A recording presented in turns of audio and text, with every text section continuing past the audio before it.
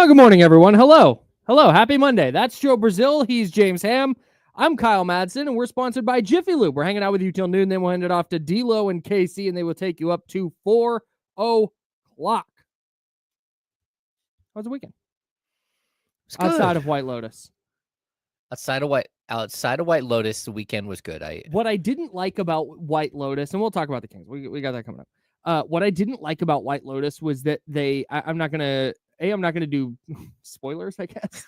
I hope you don't do spoilers. And B, there's some subject matter that I don't want to necessarily get into on the radio, but they hinted that it was going to go one direction, and it would have been a major curveball thing to happen.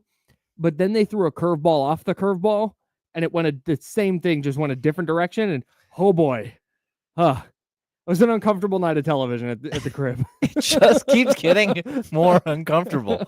I don't know what to say, Kyle. What a program. The levels of uncomfortability have reached. What a program. Yeah. Shifting gears.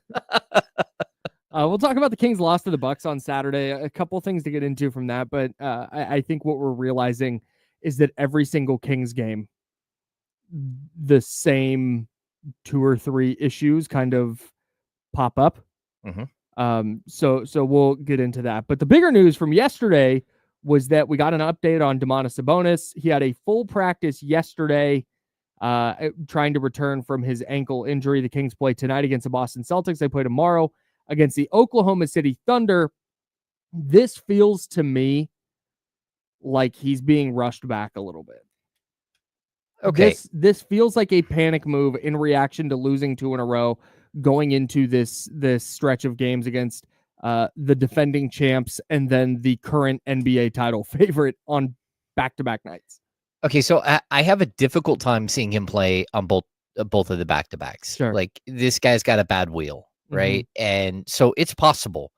And look, the Kings medical staff over the last couple of years has proven to us that they are incredible, that they can do things that very, very few teams are able to accomplish, that they're able to keep players on the court, to patch guys up, to make sure that guys are, literally playing games that they should not be playing.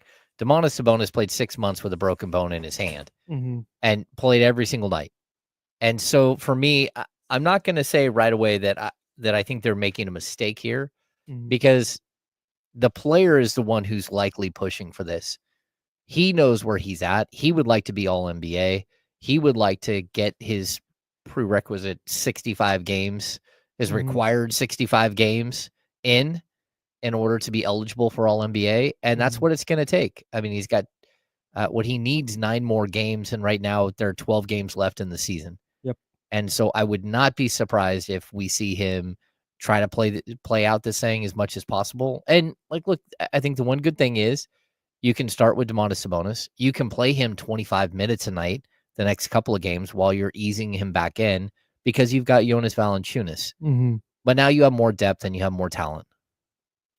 Is that the priority, is the all-NBA thing at this point? Like, are we so far down the road of they're not making a run that we're not worried about Domantas Sabonis potentially being at something sub 100% for any version of the postseason the Kings are going to? Well, I think that feels like a really, really enormous indicator of where this season has gone. No, I'm with you a little bit there. I also think, look, this guy wants to play. He is a player. Everybody always wants to play. Well, yeah, but he's good enough to play. And if he's healthy enough to go out there and play, but the Kings have always taken a cautious approach to injuries. And if he's not ready, I don't know that they're going to put him out there tonight. Whether he plays tomorrow night or not, mm-hmm. that's a whole nother question. But if he's able to go through an entire practice and then they show up today and his ankle hasn't ballooned up the size of, mm-hmm. like cantaloupe, mm-hmm. then I expect that they're going to give it a go. And you have a lot on the line, and the Kings aren't secured in making the playoffs at this point. Mm-hmm. They're not secure in making the play-in, let alone the playoffs. And so I get that there's concern about, not long-term damage you're going to do to him, but maybe short-term damage that you're going to limit his effectiveness for the next month because you rushed him back 5 or 6 or 10 days early. But I also think that there is, motivation for this. It's to get into the playoffs. It's to, try your best to turn this season into something that it hasn't been. So I guess this guides us into where I was going to a little bit go with the Bucks, with the Kings loss to the Bucks. Mm-hmm. The other thing with Domantas Sabonis coming back, it doesn't move me at all. He does not solve enough problems for the Kings right now. Are they better when he's on the court? Like 100%. Like they're just he's an all NBA player. You'd rather have an all NBA player than not. Mm-hmm. But on the other hand, what he does on the court, the things he brings, does he help with ball movement a little bit? Like, yeah, when he gets the ball, for sure. But in the final 5 minutes of games in crunch time, they're not getting him the basketball. Those final 5 minutes in crunch time has been a problem the last couple of games where things stagnate pretty badly. I don't know that Domantas Sabonis being back in the lineup suddenly makes me go, oh, hey, I feel the same about their chances to win either of the next two games, whether he's playing or not. Yeah, I mean, I think there's a couple of things that he does bring to the table that makes you better. Number one, he's a more versatile defender than Valanciunas and even Trey Lyles. I mean, like, he's just a more versatile defender. The other thing is that what we've seen when they are stagnant, they're missing shots. Mm-hmm. And if you have an opportunity to put one of the best rebounders in the game mm-hmm.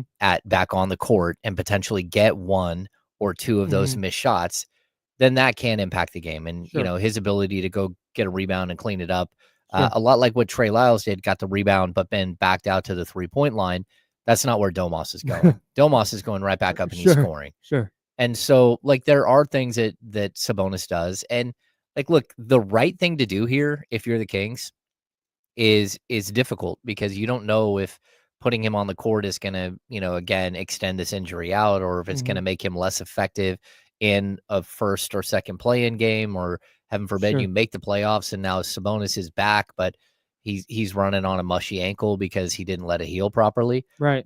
It's totally warranted, that concern.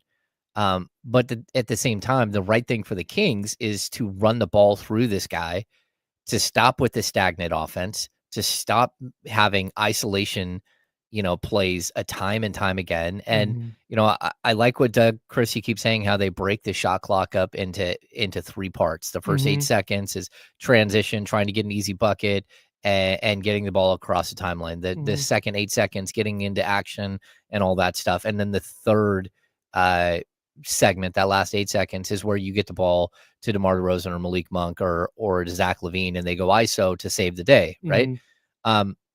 He needs to make sure that he's not just telling us that, because DeMar DeRozan does not abide by any final 8 seconds of the shot clock rule at all at this point. Like, what we're seeing right now is just like, he's going to ISO from 22 seconds left on the shot clock. The second he gets the ball on the offensive side of the court, he goes ISO for the entire time.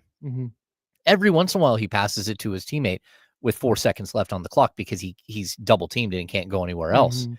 But for the most part, he's just not playing by the same rules that everybody else is. And it's making a very awkward situation on the court. You can see it playing out. Like, boy, this isn't fun to watch. So that's I guess where the greatest issue lies, right? Like, we've talked about this all year, is there's no clear pecking order for the Kings offensively late in games. Well, I mean, there is, because DeMar DeRozan makes it DeMar DeRozan time, and that's fine. I don't even mind that. He's one of the best isolation scorers in the sport. So, like, I will take that, right? But there needs to be more rhyme and reason to it. It can't just be, all right, it's DeMar DeRozan time, everybody clear out, everybody stand around, everybody watch DeMar go to work. That can't be your offense.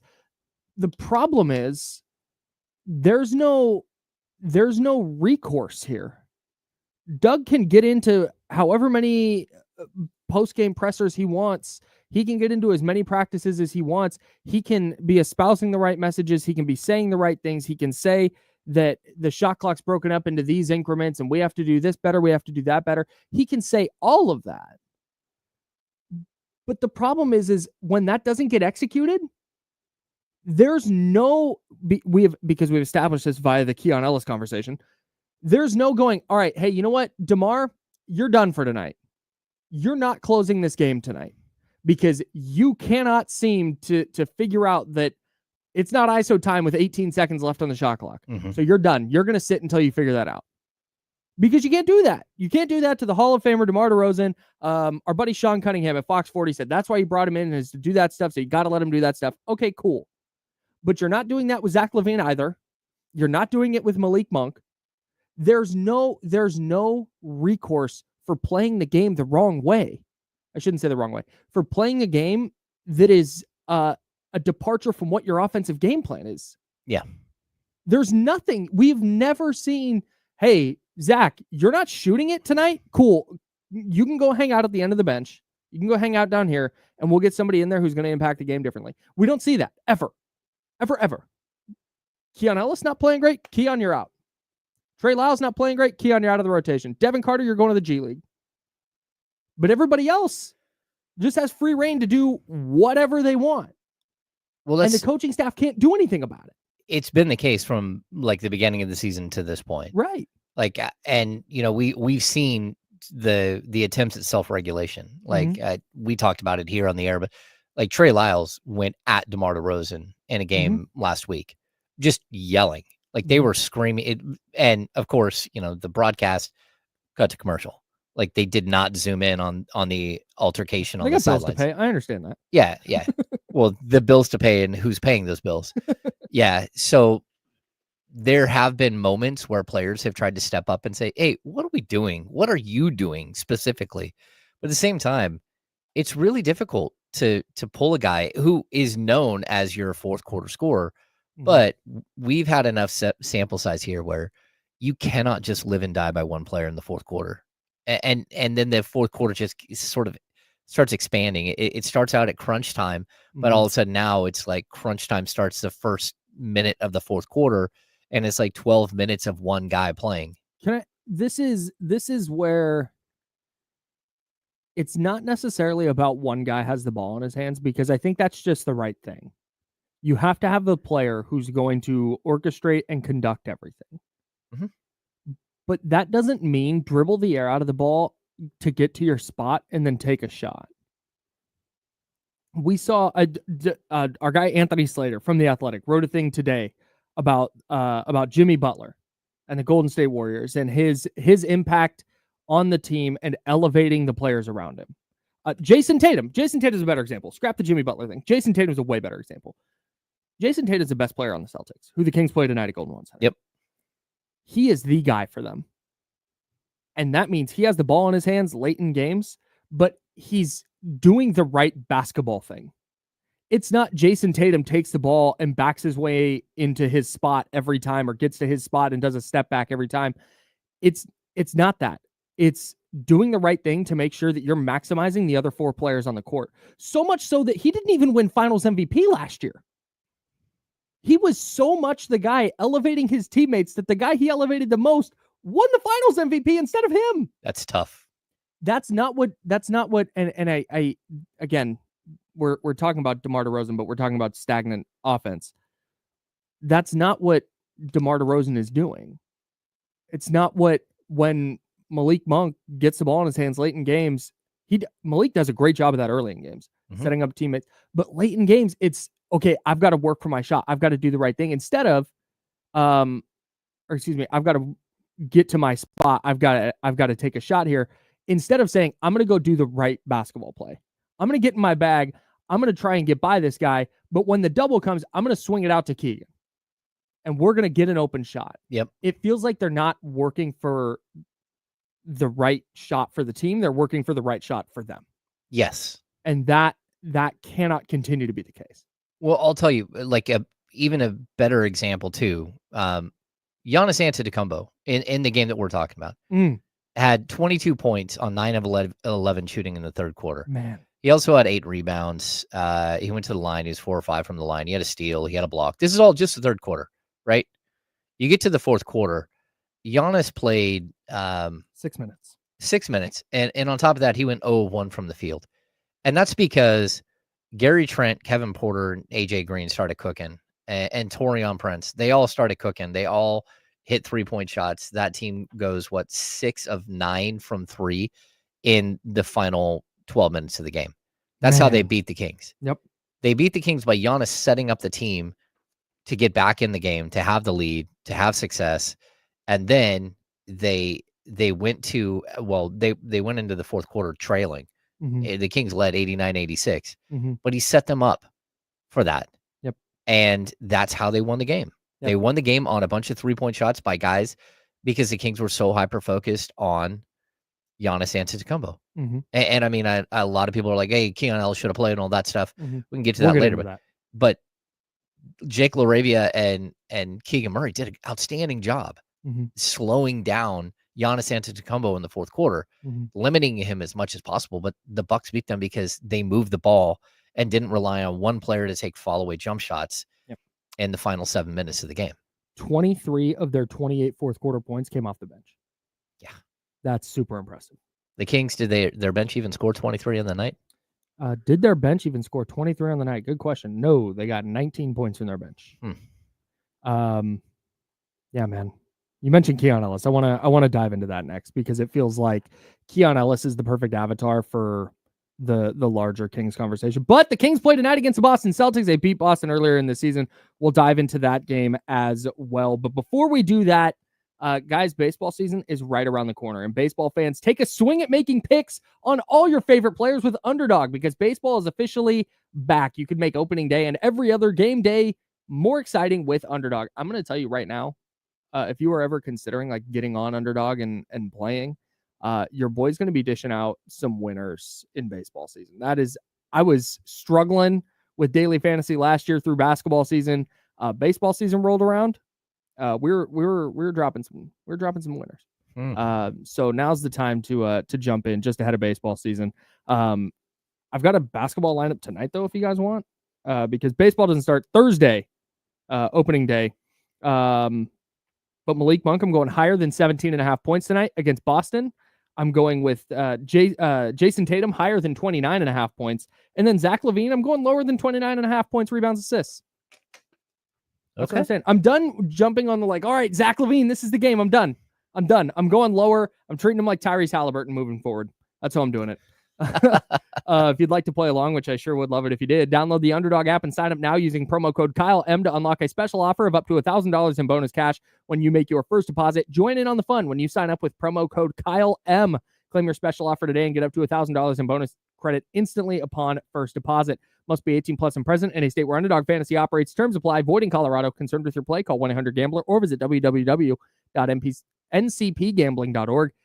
In Arizona, call 1-800-NEXT-STEP or text NEXT STEP to 53342. In New York, call the 24/7 Hope line at 1-8778-HOPE-NY or text HOPE-NY. Yeah, we are. I'm so excited for baseball season, guys. I started something, and I'm going to bring it up here in the discussion. Hey, when you star something, leave it starred. Because at the end of the show, I'm going to start doing the Chatty House chat of the day. Oh, okay. Yeah. What did I just okay. Whatever that name is. Hurts me to even say this. Doug Christie isn't Doc Rivers. Man, this is not me defending Doug. This is me saying, you do understand that Doug Christie took over a team mid-season in his first coaching job, not his fifth or sixth coaching job, which Doc Rivers is on. That not only did he take over mid-season, but then they traded their star player, and then they got a whole bunch of new players. And then once you got a whole bunch of new players, two of your starters went out for a long period of time, and Malik Monk and Domantas Sabonis. Doug has coached a couple of seasons within a season. And, again, the reason why the Kings' second half schedule is so brutal is because their first half schedule was so easy, and they didn't take advantage of that. And for a lot of that, Doug was not the head coach.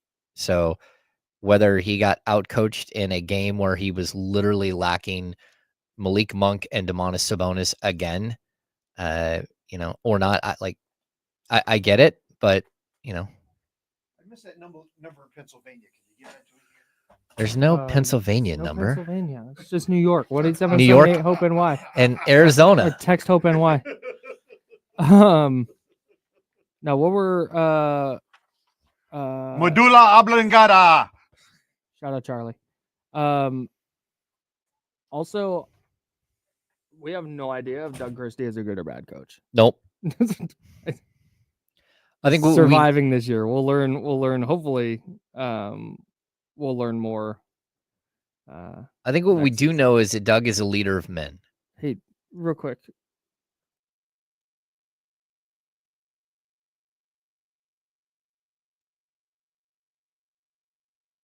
I'll text you guys. You have one? No, I sure don't, James. I What do we got got it. coming up this week? Oh, James got it. All right. This is what? Come on, man. Tuesday, Golden State at Miami. That's tomorrow. Wednesday, Lakers at Pacers. Oh, a lot of NBA. Oh, Thursday, we got Sweet 16 starting. Friday, the Sweet 16 continues. Saturday, Sunday, the Elite Eight. Here we go. Just fired up to be here today.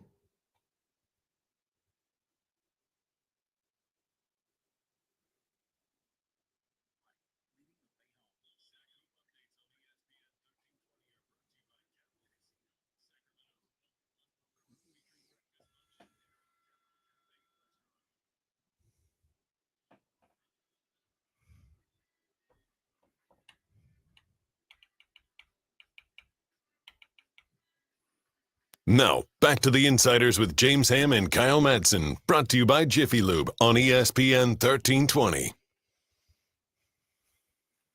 Anthony in the chatty house at youtube.com/ESPN1320, twitch.tv/ESPN1320 if you'd like to join the conversation there, or you can join the conversation on the Elk Grove Kia talk line. That's 916-909-1320, 916-909-1320. Anthony brings up a question as we talk about the Kings offense stagnating, and we've talked, I don't even want to do the roster conversation again because it feels like we've talked about it so much, because after every game, it just kind of rears its head. Yeah. In one way or another.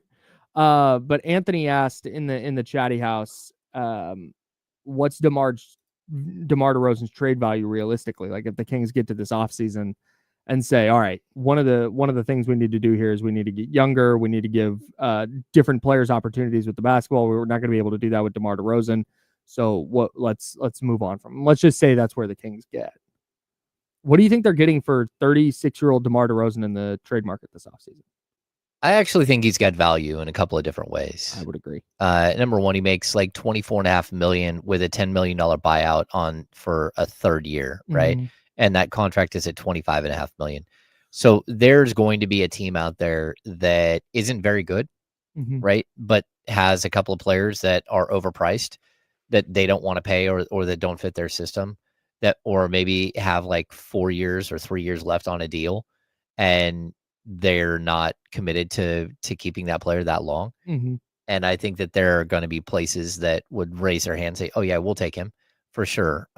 What is his overall value? His value to me is more as like a neutral $24.5 million player, mm-hmm. which is a nice chunk of salary mm-hmm. that when attached to a first-round pick or 2 first-round picks could get you an excellent player. This is a guy that can go out there and will walk out onto the court and average 20 a game for you next season. Yeah, and that's what I'm interested to see when you talk about his value, because in a vacuum, mm-hmm. DeMar DeRozan is still very good at what he does. Mm-hmm. The problem in Sacramento is that he doesn't fit the roster or the roster doesn't fit him. However you want to view that is up to you. But he doesn't quite fit with what they're looking to do here. And so if they decide, and it would make sense, that they don't want to build around DeMar DeRozan next year, mm-hmm. which makes 100% sense to me. If you have DeMar DeRozan playing on a team like, I don't know if this trade works, but just follow me. On a team like Orlando, where, man, you know what? At times they just really struggle to put the ball in the basket. Like, it is just a shot creation, scoring, just a problem for them. Mm-hmm. That's where a guy like DeMar DeRozan would have a ton of value. a team that needs bench scoring, saying, "Hey, we're gonna get DeMar DeRozan. We're gonna bring him off the bench. He's gonna play 30 minutes a night. And he's gonna score a lot of points for us." Yep. That makes a ton of sense where he would have value. But I think if I don't think every team would have interest because I don't think he necessarily fits what every team needs. But I think there are enough teams out there that could use a player who's going to go he's going to put his basketball shorts on and score 20 points. There's, like you said, with his salary and you get a pick with it or two. He's got good value at that point. I think you kind of have you can go two different ways here, right? You can use him as salary filler to add another player too. Mm-hmm. You can use his salary and break him up into 2 or 3 players, which is another way to move on from that, mm-hmm. right? So, I think, in all honesty, I think the Los Angeles Clippers would be interested, mm-hmm. right? Because they, of course, have Kawhi Leonard, who plays 40 games a year at mm-hmm. the best. But they need that other player to play. James Harden's getting older. I think he would work there, mm-hmm. right? And so I think you could call them and say, "Hey, we'll give you DeMar DeRozan. We want Derek Jones. We want Chris Dunn. We want Drew Eubanks." And those are just used as expiring contracts to last mm-hmm. 2, and Derek Jones Jr. I think that they would listen. Mm-hmm. I also think that there's, if you want to go back and revisit Cam Johnson. Cam Johnson is now down to 2 years on his contract. His value is dropping as far as what your overall trade package you could get. But if you say, "Hey, we've got DeMar DeRozan and a first-round pick for Cam Johnson," people will go, "Oh my gosh, DeMar DeRozan is such a better player than Cam Johnson." Yeah, that doesn't matter. It's about fit. It's about mm-hmm. age. It's about all those things, right? Right. That might make more sense for the Kings. So I think that there will be trades out there that involve a team like that. There could be a 3-team trade where, again, DeMar goes to the Clippers or goes to, say, a team like the Lakers because he's an LA guy and might want to go home. Or there's a possibility that he's in Sacramento next year and you're going to run it back with a team that is going to struggle with the same exact problems that they have right now. And look, there is definitely a place in the NBA for DeMar DeRozan. And I am not a DeMar DeRozan hater.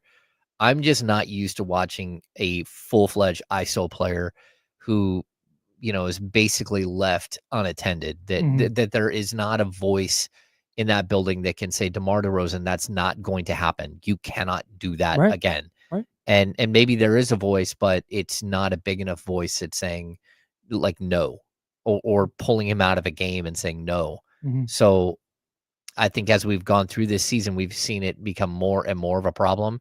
And once Fox wasn't here, mm-hmm. I think we all thought, okay, this is going to be Domas's team, or this is going to be Zach LaVine's team.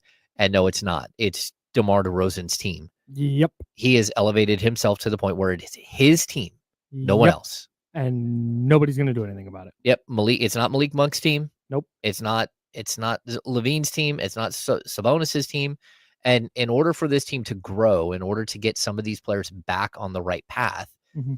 and Zach LaVine's first and foremost, he's got to figure it out. He's part of your core now. Yeah, he is. But the other player is Keegan Murray. Mm-hmm. You need to find players that will support those 2 players because they're younger and they're going to be on the team longer. Mm-hmm. And you need the player that you can plug in next to them at the small forward spot that will help them get better. Mm-hmm. You need a 3-and-D player. With Derek Jones Jr.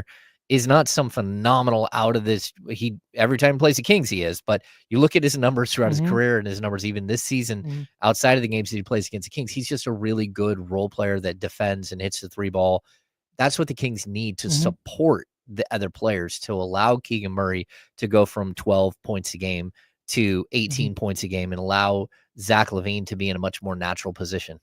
If you're committing to those players as your core, Domantas Sabonis, Keegan Murray, and Zach LaVine, everything you do roster-wise has to be about supporting those guys. What do those players do? What do they do well?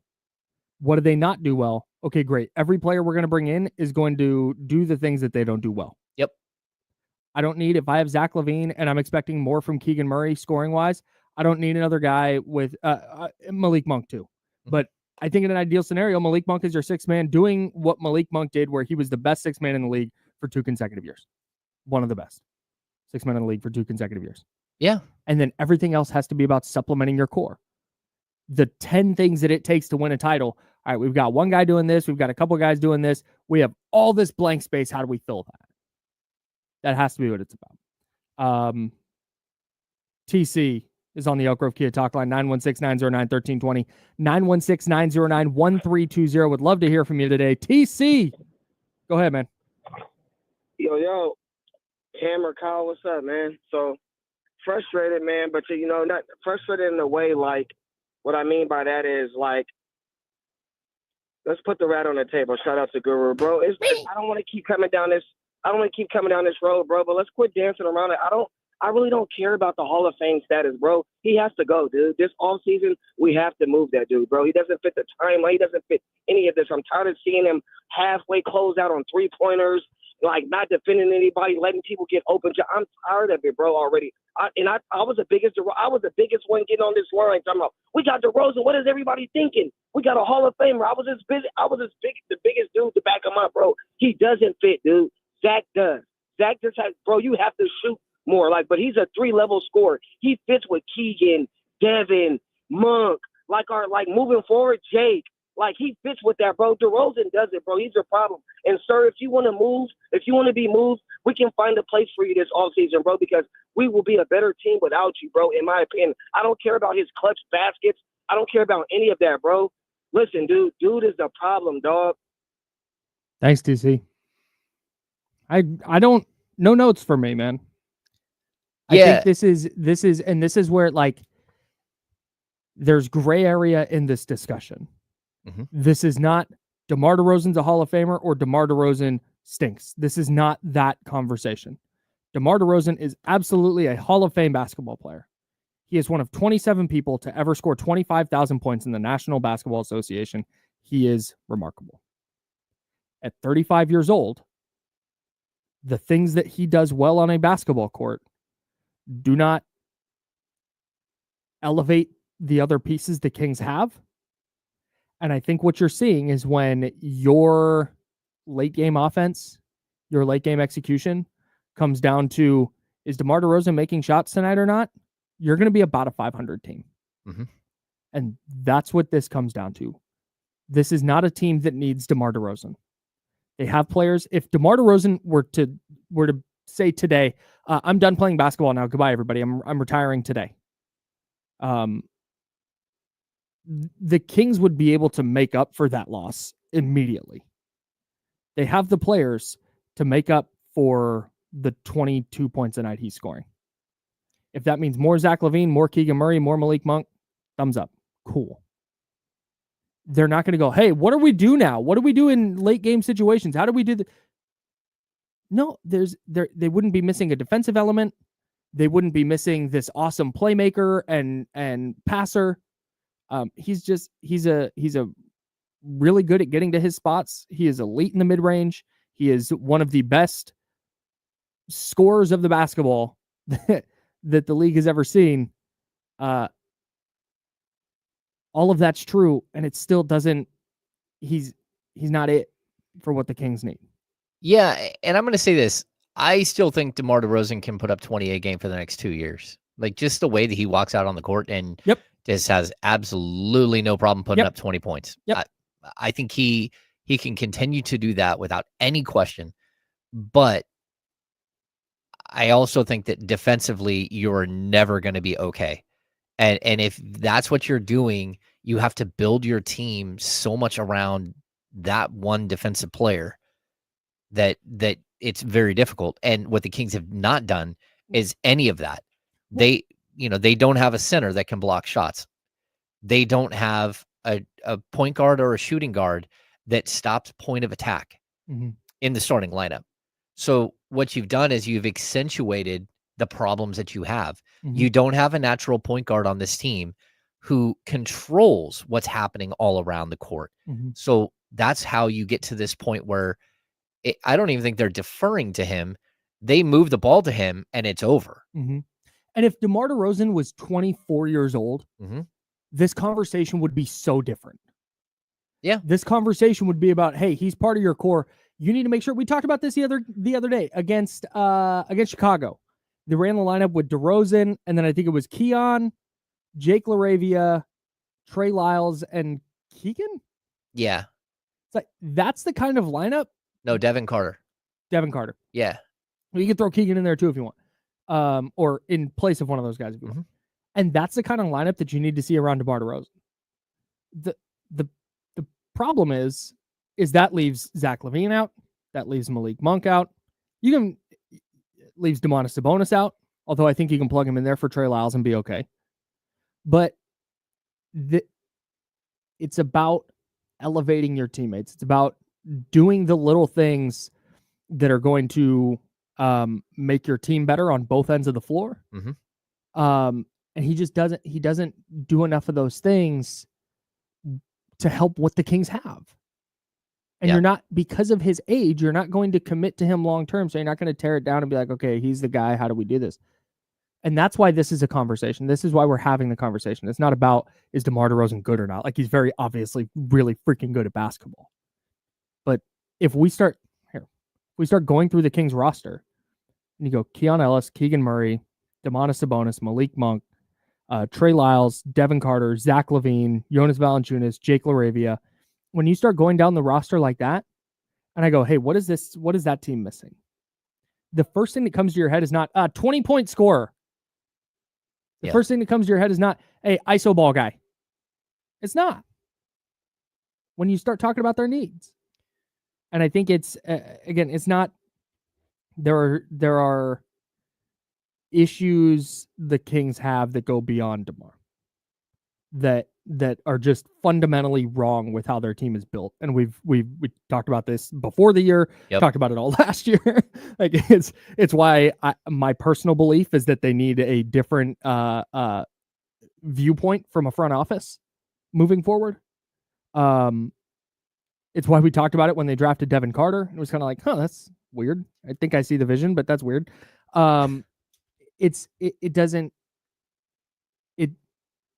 It's a larger problem, but when you look at the last couple of games and you look at, man, when that ball is moving, the Kings are really tough to beat.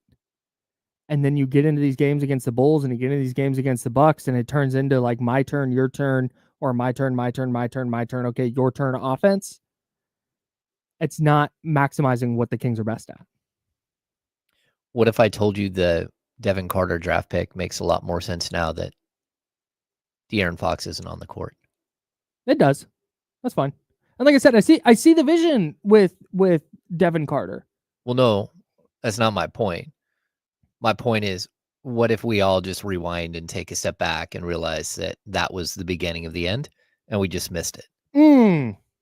Well, because I think we did. Well, Jay from Elk Grove, I see you on the line. We're going to get to you on the Elk Grove Kid Talk line after we step aside briefly. We're also going to dive into the Kings Celtics game. We're going to take a look around the NBA. MLB power rankings, time to look at it.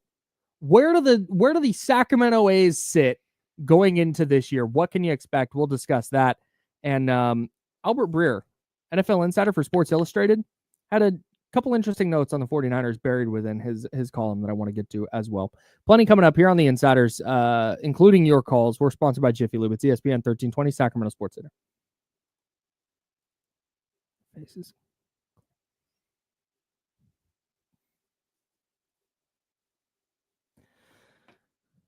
All right, we got to do that. Can we mute mics so we can say so something to Joe? Yeah, well, we can't. Okay. Can you take us off the stream and still hear us? Yeah, let me think real quick. I can do this. I think you can I just think program take 4. because 2 goes to the stream, right? So take us out of 2.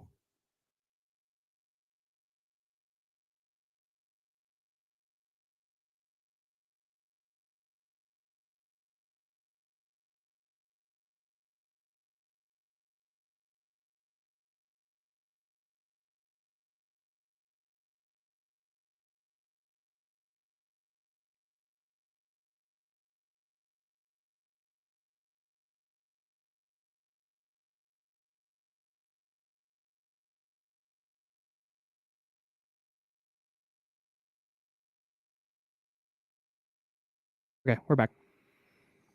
You can put us back in 2. You guys got us? Hi, everyone. Yeah, like I don't necessarily agree fully with this, but yeah. Yeah, it's first segment. I don't necessarily agree with all this, but Oh, I do think players like Isaac Jones and Isaiah Crawford, if you get one of those guys to turn into a rotation player, that's puts you in a good spot. yeah. I would just say like, Tama, like if that's your future, like you probably should just shut the doors. Like, and that's not to be disrespectful. Like that's like how many of the you're talking about 3 undrafted players, a number 12 pick who missed half his rookie season, and a number 4 pick who is still trying to figure out who he's going to be in the league, which is not usually what you're looking at in year 3. Yes, I agree with that. Man,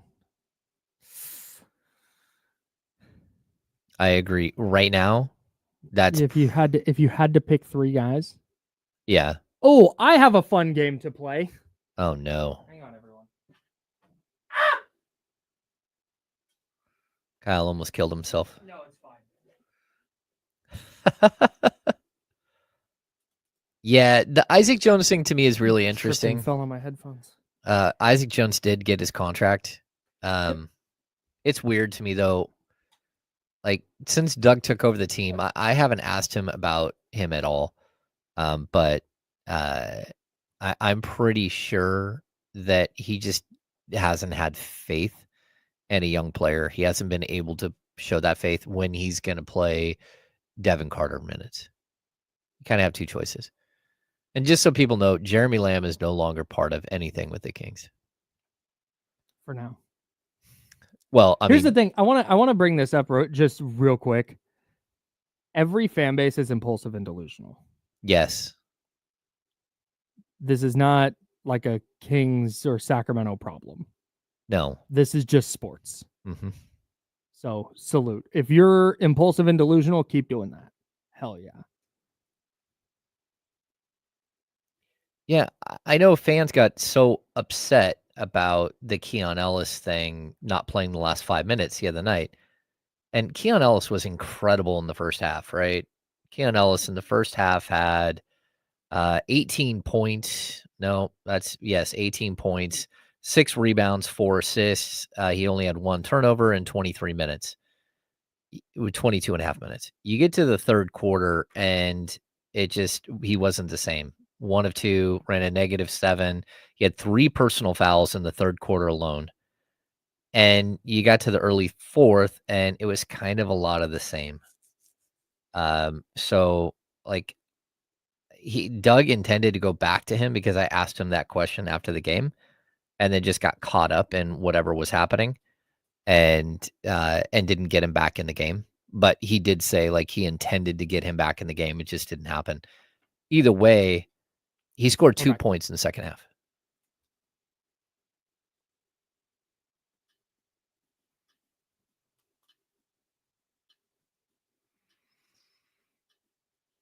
Now, back to the Insiders with James Ham and Kyle Madsen, brought to you by Jiffy Lube on ESPN 1320. Kings Celtics tonight at Golden One Center. That's James Ham. I'm Kyle Madsen. Joe Brazil spinning on the 1s and 2s. I have no gauge on what version of the Kings we're going to get tonight. We've already seen the Kings go into Boston and beat Boston handily. 114-97. I think all of Boston's dudes played in that game, and the Kings just wiped the floor with them. It was never close. Yeah, everyone played. Everyone played. They just smoked them. Yeah. We saw the Kings have a really tight game against the Cleveland Cavaliers here at home. They win that game. 2-0 against the top 2 teams in the East. Holy smokes, look at the Kings. But then we turn around and we watch them lose to Chicago. We watched them lose to Milwaukee, who I think is the 4th seed in the East right now. Yeah, and the problem with both of those games is they had sizable leads in both those games. Yes. And And- Damian Lillard didn't play for the Bucks. Yeah, I mean, the Kings had a 14-point lead in that game. They had a 19-point lead against the Bulls.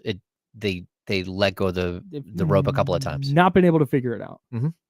So I'm not going to go into this game tonight going, Kings have no shot. I don't know how they beat Boston. Like, Boston's really tough. And if you try and just on paper draw a path to any team beating Boston, a lot of it requires, well, you kind of just need them to miss shots. Boston's awesome. Boston's a really, really good team. Well, Talent-wise, roster construction. they're the champs. They're the Yes. champs. And while they're the 2nd seed in the East right now, we all understand that they're slow playing the regular season. They're They're going- making sure they're healthy. Assuming they play the Cavs in the Eastern Conference Finals, are going to be favored. Yeah, they're still the favorite to represent the Eastern Conference, and they're probably still the favorite to win the championship again. Mhm. And you know, the problem the Kings have is that they face Boston one night, and we don't know what we're going to see from the Kings tonight. No idea. We have no idea what we're going to see tonight. But then they come back and play OKC the next night. And if we're making an odds on, you know, who's going to represent the NBA and the NBA finals this year, it's literally Boston and Yeah. OKC. Yeah. These are the two teams that you expect to play in the finals. And we're not so close to the end of the season where they're going to sit a bunch of players and they're going to rest and they're going to let you have an easy one. We're not there yet. Mm-mm. So you're going to get full force of the Boston Celtics. The one good thing is Boston played last night in Portland. And so Mhm. you're catching Boston on the second night of the back-to-back, just like OKC will catch the Kings on the second night of a back-to-back tomorrow night. What are the percentages? Okay, hang on. I have one question. Okay, here we go. Second question. I'm going to do my second question first. So you can go 2-0, you can go 1-1, or you can go 0-2 against in the Boston OKC stretch. Mhm. What are the percentages on these? I would say you got your percentage of going 2-0 is probably 3%. Your percentage of going 1-1 is probably 40%. And your percentage of going 0-2 is probably 57%? Is that what that would be? Yeah. No, it's less than that. I had it at 50% and I like 47% for 1-1. Okay. 40 you like 40%? Is that what you said? No, if we swap those and go 47% 1-1. Okay. A little less than 50% chance of doing that. Okay. You're getting Boston on a back-to-back. You've already beat them once, and you get OKC. Maybe I go 60% 0-2. And Yeah. then 44% 1-1. 40. Nope, that's not right. Yeah, see, it's right around what we're going off of, right? 37% 1-1, 60% 0-2. Yeah. And then 3% 2-0. Yeah, I feel good about that. Okay. I feel good about those percentages. Now, Domantas Sabonis could play tonight, may not play tonight. We're not sure. He's been upgraded to questionable. He participated in practice yesterday, which means that he's taken the one step that the Kings have in order to get back on the court. Mhm. The problem that I see with him playing tonight is if he plays tonight, I don't know that he can play tomorrow. And they're going to want to see what his ankle looks like this morning after practicing yesterday Mhm. and see if he's taken like this, Yeah, it's the about how you steps. respond to returning to practice. Exactly. Like either way, like his recovery right now to this point is pretty remarkable. But a much younger person in Cooper Flagg, we watched Cooper Flagg go Yeah. down like the day before Sabonis did, right? And he's out there crushing it in the tournament.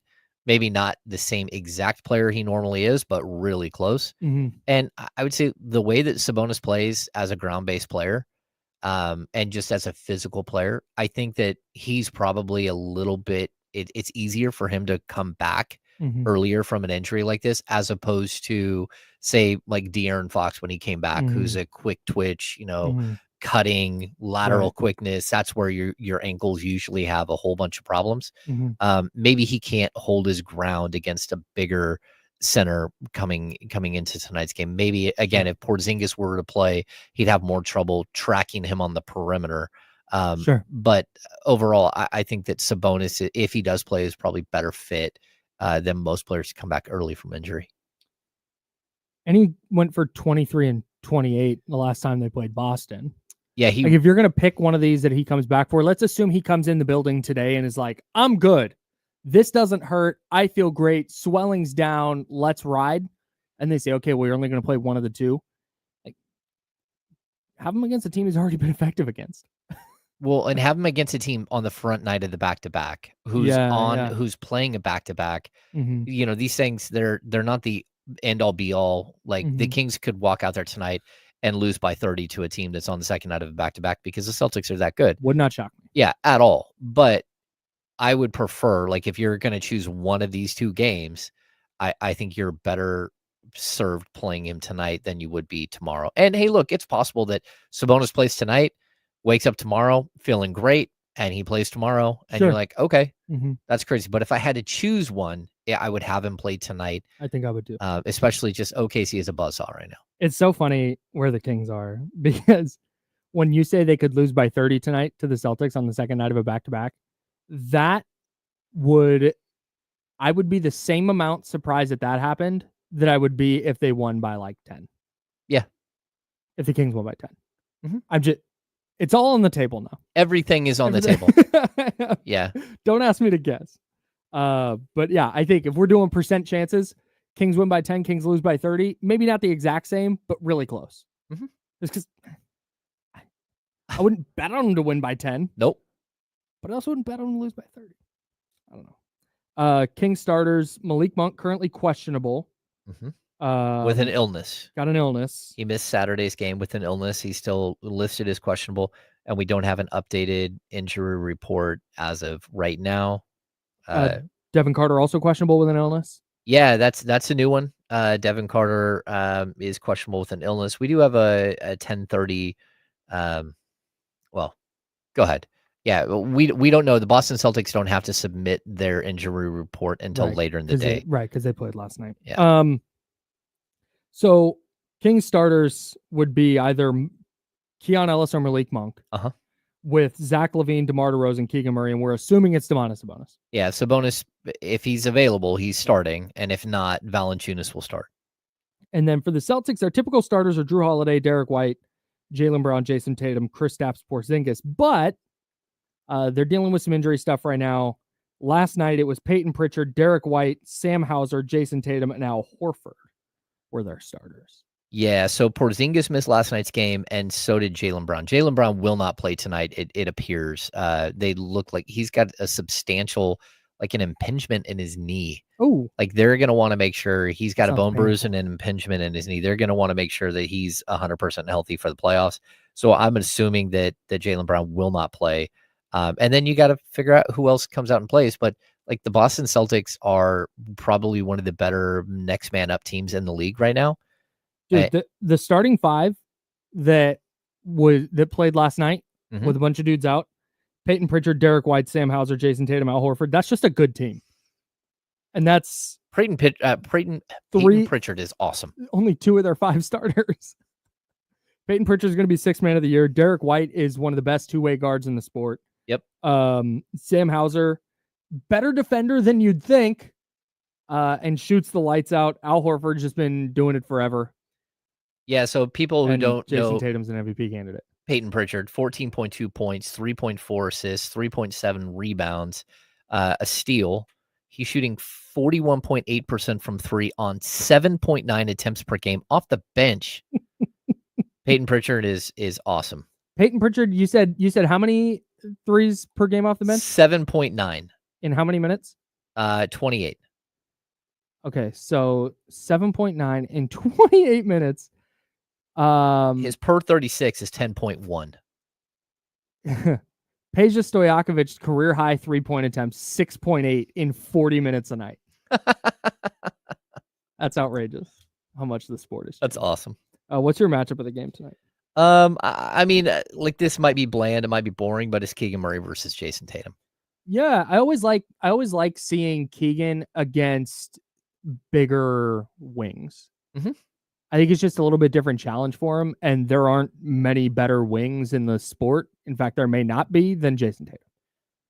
He's just really freaking good. Yeah, he is one of the more underrated players in the league. Yeah. I mean, he's an all-NBA player, but I mean, like, he is a championship star. And he's just one of those players that does the little things that make his teammates better. Mhm. He's been a top 6 MVP finisher in each of the last 3 years. Been an all-star all 3 of those years. Been NBA all NBA first team all 3 of those years. Mhm. 37.1% from 3 for his career, scoring 27 a night. He's Yeah. really good. If you were to look at the top 5 players in the league, all NBA is a very, very good representation of that. A first team all NBA player. He's made it 3 years in a row. Is that what you said? Yep. Yeah, that tells you he's one of the top 5 players in the league. And I don't think that we sit here and debate whether it's Jokic or Shea or Giannis and you know, man, Luka hasn't won an MVP yet. Those are the other 4 guys. Man. And Jason Tatum. Yeah, one of the most underrated players in the league. Averaging over the last 4 years, 27.8 points, 8.4 boards, 4.9 assists, and a steal. He's really good. Man. We'll see Keegan Murray matched up against him tonight plenty, I'm sure. That's right. Can't wait to see how Keegan holds up there. If Keegan has a great game, then it gives the Kings a better chance. Because if you're quote unquote shutting down Jason Tatum or making him inefficient or limiting his playmaking, it changes a little bit of what Boston's doing. But they just have so many answers and so many solutions to so many problems. They're tough. We'll have keys to victory coming up, though. James Ham's there. I'm Kyle. Joe Brazil's behind the glass. We'll have another keys to another Kings victory over the Celtics tonight coming up right here on ESPN 1320. That is Sacramento Sports Center.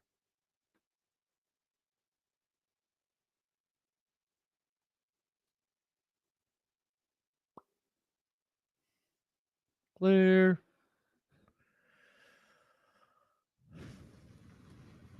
Okay, I have a game to play. We got our callers. Is Jay still there? Okay. Caller so Jay. they're gone. This is done. It's part of the progression of Keegan's game. My biggest issue, you know, again, I'm not super worried about the free throw attempts for Keegan because his usage is so low that it's really difficult for him to get to the line. Like if you're a jump shooting, a 3-point shooter who doesn't have the ball in your hands and drive to the basket a bunch, you're just not going to get opportunities to get to the line. And if they do remove 1 or 2 of the higher scoring players on this roster and give him an opportunity to be a 16, 18, 20 point per game scorer, which I think he can be still, you would see him get up to 3 or 4 foul shots per game, like pretty quickly, I think. I don't think he's afraid of contact like what we're seeing here. I disagree with you, Steven. I think this year he's actually learned from DeMar DeRozan how to draw contact. I think he's been extremely physical going to the basket, especially in transition.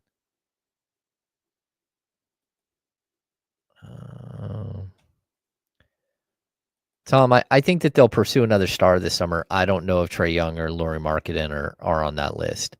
I would be very leery on Lauri Markkanen, to be honest with you. Lauri Markkanen. Yeah, I've always liked Lauri as a player, but watching him this season, the back issues that he has are not good, and he just looks slow and plodding. And I think defensively, if he didn't like round back into shape, he would be a very, very strange like partner on the front line with Sabonis if he's not quick enough to defend. But I do like Lauri Markkanen, and it's still going to cost you so much that I don't know the Kings would ever pay that price. And also, if Utah somehow lands the top pick in this draft, I think Lauri's gone. That would be a gross miscarriage of justice. If they do? Yes. Yeah. Yeah, it would be frustrating. The last time the Kings played the Celtics, Keegan Murray had 19 points on 5 of 8 from 3 in 37 minutes. And the other point I was going to make about the Keon Ellis situation, Keon Ellis played like 37 minutes against the Bucks. Like, the dude played a ton of minutes. You know, like, everyone's so upset because he didn't play the last 5 minutes. I mean, that means he would have played 42. Chris Ochoa, do I think Bam is realistic? No, I don't think Bam's getting traded.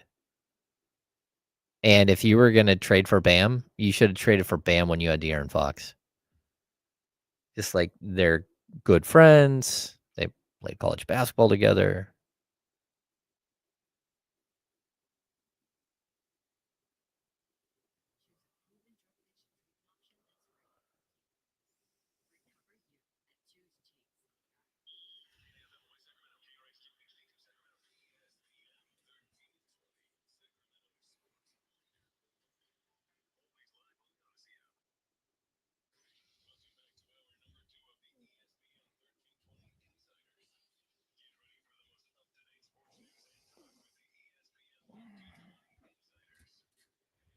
Hour number 2, that's James Ham. I'm Kyle Madsen. Joe Brazil is with us here on The Insider, sponsored by Jiffy Lube.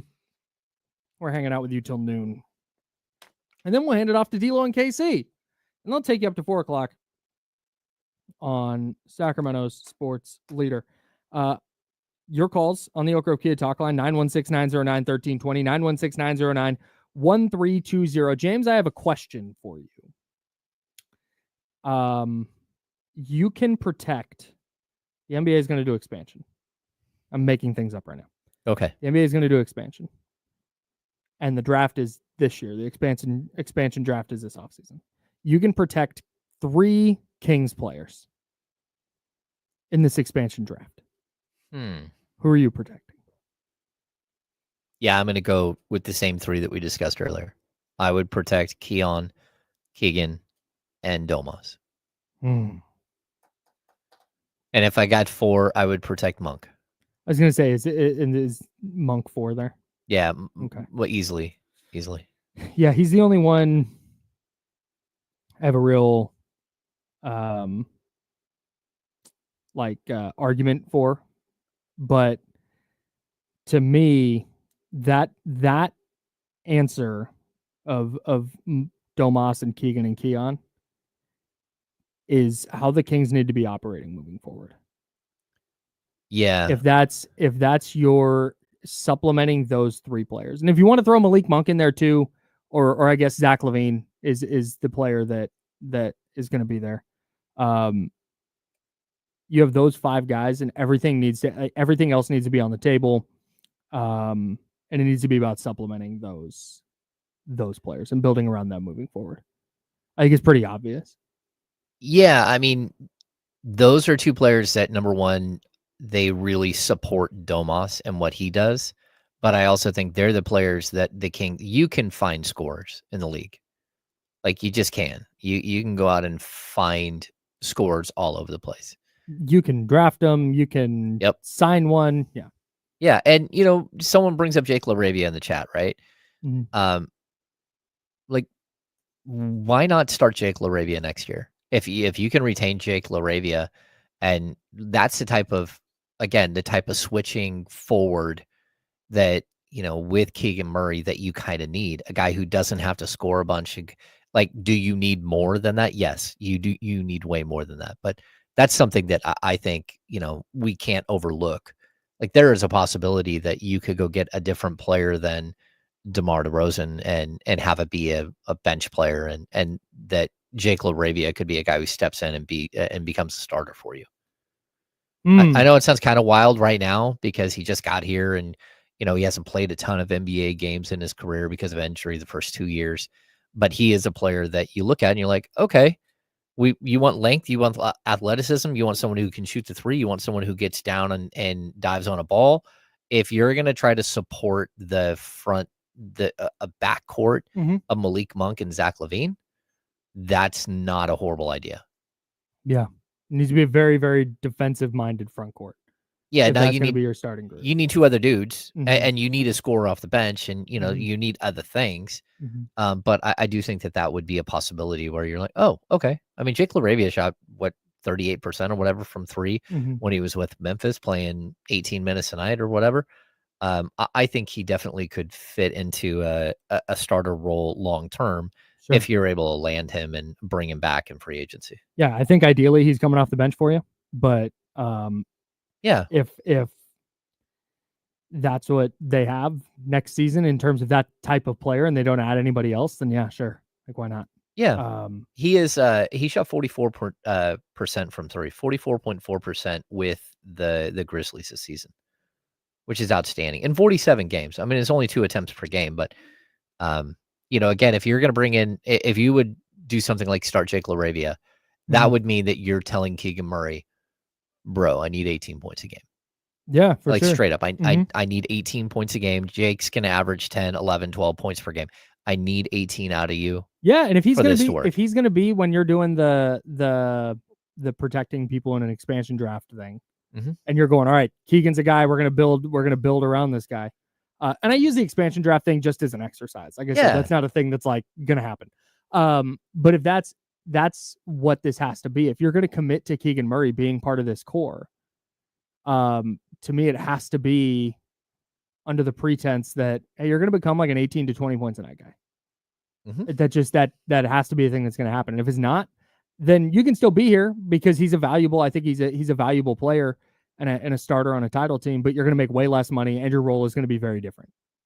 Your role is going to be you're going to run around on defense, and you're going to stand in the corner and you're going to shoot threes, and you need to hit those at 37+%.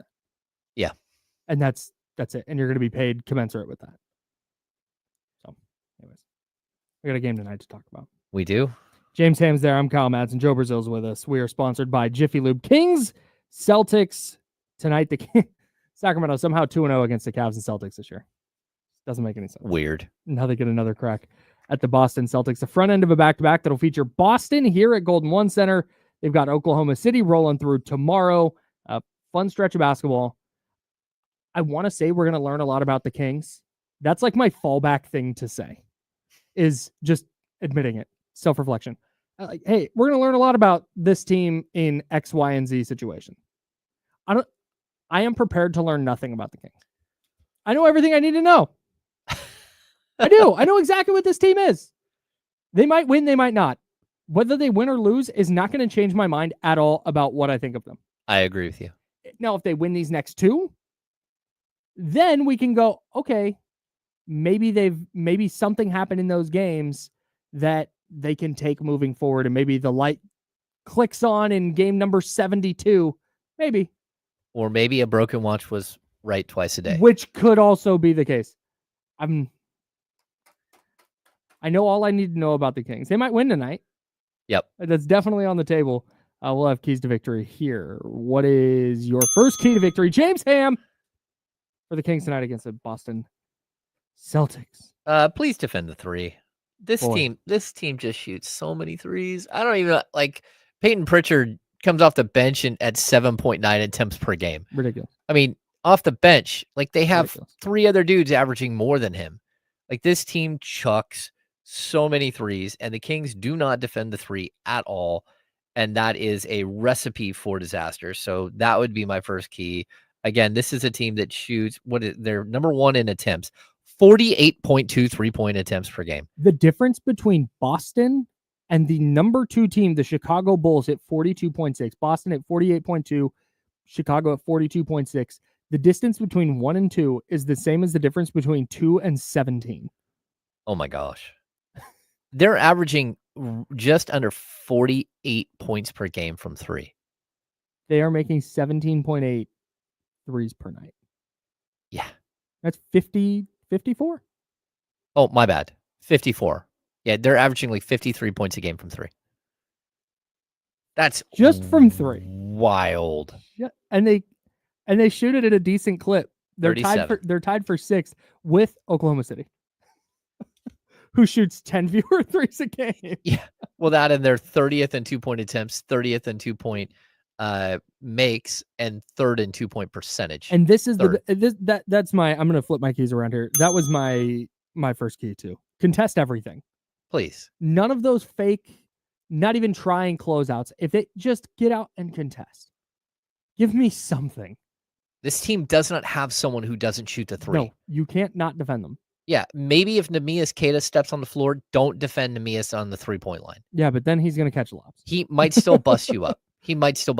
They're just, it's, I know this is not like basketball X's and O's analysis, but you just got to kind of cross your fingers and hope they're gonna miss some. A lot of them, because they're going to take a lot of them. And that's the hard part with Boston is they're gonna score. What would we say, 53-ish points a night from beyond the arc? Yeah, that's just kind of their average. If they're doing that, they're also awesome defensively. They're also really, really good at defending the three. they are. They are opponents are 20. No, let me flip this around. They are 7th in the league, and opponent tied for 6th in the league, tied for 5th in the league, an opponent 3-point percentage. Like they're going to make a lot, and they're going to make it really difficult for you to make them. So just do what you can to make it difficult for them, and see if you can coax them into some misses. Number 2. Number 2 for me, don't rely on 2 players to save the day. Basketball is a team sport, and the way that the Kings just acquiesce to DeMar DeRozan and sometimes Zach LaVine in crunch time, to me is weird. I mean, I know De'Aaron Fox was a closer, but he closed in a way where it was okay for De'Aaron Fox to hit Chimezie Metu in the corner for an open 3 to win a game. Like, that's not what we're looking at right now. Nope. What we're looking at is when the ball goes to one of these guys, it never, ever, ever, ever, ever, ever, ever comes back to anyone else. It's I'm going to score, not I'm going to make plays. I'm going to score or I'm not going to score, but I will be shooting the ball one way or the other.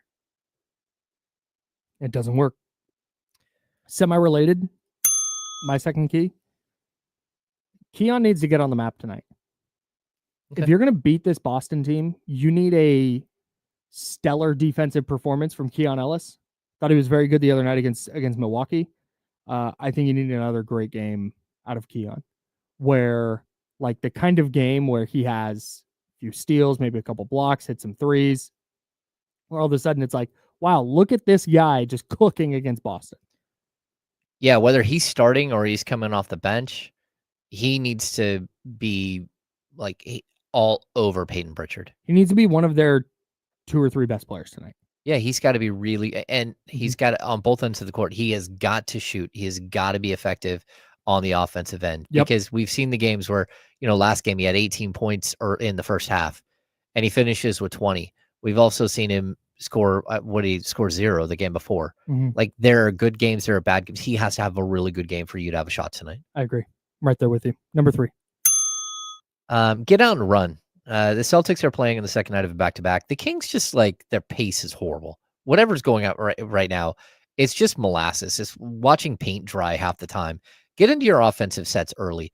Get out and move the ball up the court. Have Domantas Sabonis rip down a rebound and take off running if he plays and if he can actually run. Whatever it is, look ahead. Try to move the ball forward. Try to get this team in transition.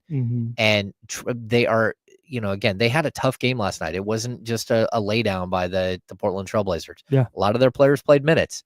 Like, you need to, and they had a flight. You need to go out there and play with pace and try to mix things up tonight. Yeah, I'm gonna say my key here and then dive into what you said, because mine's related. Number 3 for me, you got to have urgency out of the gate.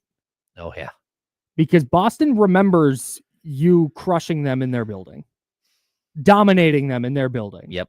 When they were fully healthy, they're gonna try and win by freaking 50 tonight. If you have that proper urgency and you play with the correct force out of the gate, you give yourself a much better chance against a team on the second night of a back-to-back, where now all of a sudden they're trying to scratch and claw to stay in the game. Or you make them fight uphill on tired legs late in the season. You cannot get into a situation where you're down 10 in the first quarter. All of a sudden it's like, oh shoot, like we have a game tonight. because fighting uphill against Boston is not the way to win that basketball game. They beat the Blazers 34-24 in the first quarter last night.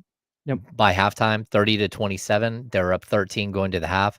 You're just not going to be able to claw back in against a team this good if you're down 13-14 in the first half. No, especially this late in the year where they're trying to ramp back up and get ready to play in the postseason, start playing their best basketball.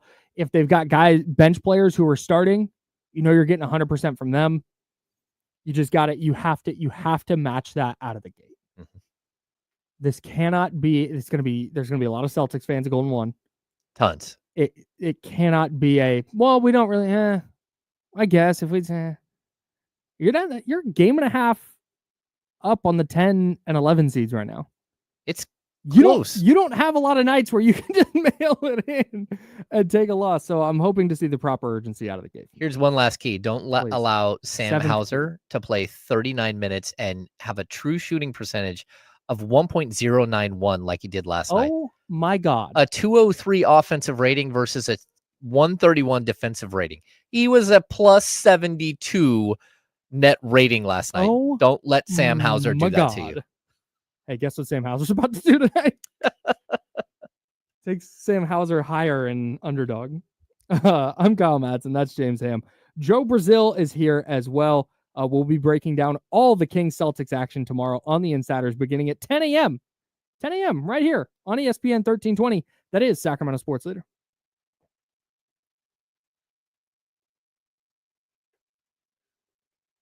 Hell yeah, Jay. Sorry, Dan. Dan? We have an element we have to do. Gosh, damn it.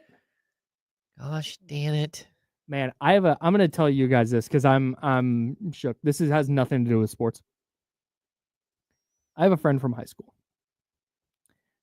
who is on Facebook, and this is a person I don't want to say. You've been telling me this, like, what's going on? Oh, have I told you guys this already on? No, not on there. I'm not in the loop. Oh, no, okay. No. Okay, great. I don't even want to say it's a friend from high school.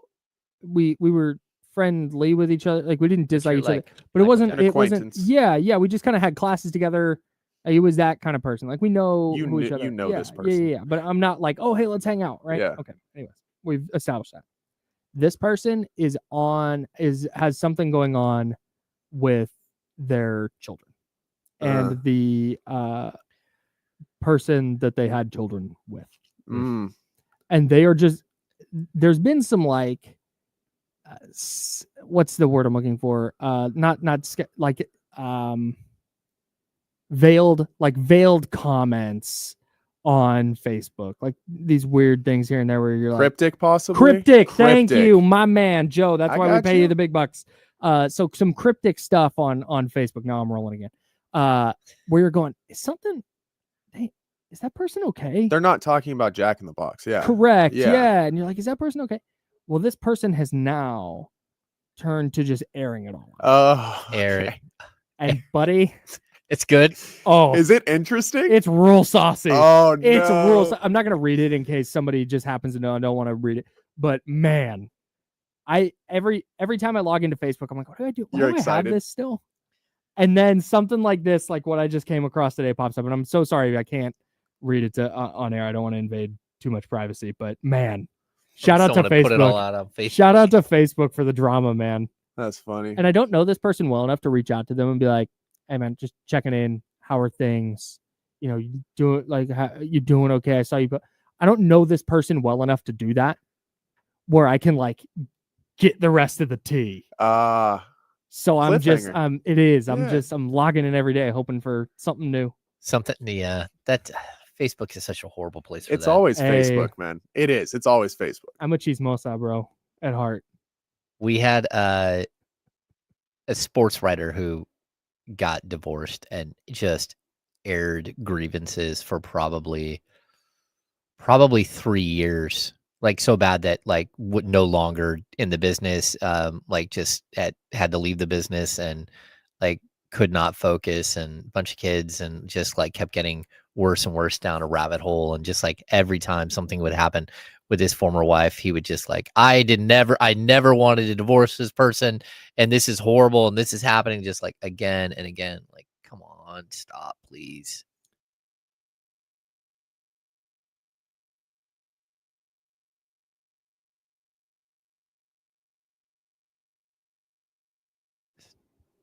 All right. Fine. Very nice individual.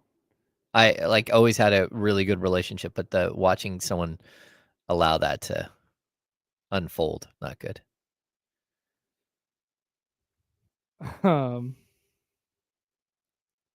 The gist. Somebody asked for the gist. Can I do the gist? Going to court. That's a good start. Deposition. Yep, that's even worse. Like a haiku. Living my truth kind of thing. Oh Yeah. man. It's, Ooh, the Blazers tried to play Celtics ball last night. 19 I to know. 47 from 3.